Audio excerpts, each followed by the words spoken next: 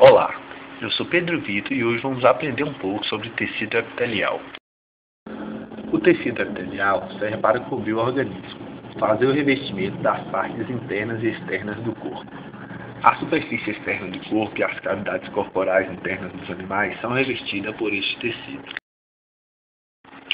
O tecido epitelial desempenha várias funções no organismo, como proteção do corpo, absorção de substâncias úteis e percepção de sensações, dependendo do órgão onde se localiza. Tipos de tecido epitelial. Os epitélios podem ser classificados quanto aos números de células.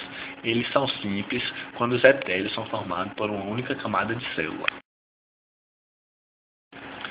Estratificados são epitélios formados por mais de uma camada de célula. Pseudoestratificados. Existem ainda epitélios que, apesar de formados por uma única camada de célula, têm células de diferentes alturas, o que dá a impressão de serem estratificados. Quanto à fórmula das células, os epitélios podem ser classificados em pavimetosos, quando as células são achatadas como ladrilhos. Cúbicos, quando as células têm forma de cubo.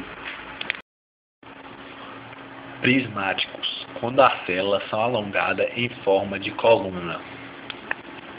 No epitélio que reveste a bexiga, a forma das células é originalmente cúbica, mas elas se tornam achatadas quando submetidas ao estiramento causado pela dilatação do órgão.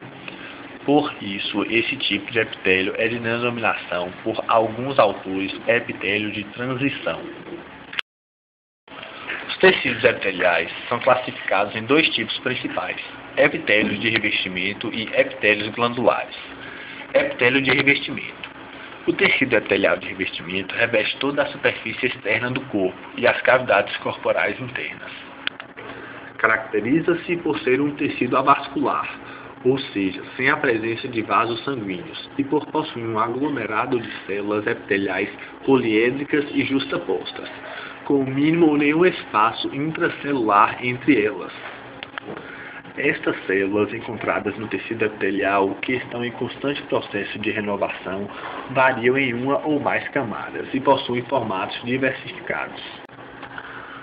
Podem ser pavimentosas, cúbicas e cilíndricas, ou também chamadas de prismáticas. Epitelial glandular. O tecido epitelial glandular pode dizer que é o contrário do tecido epitelial de revestimento.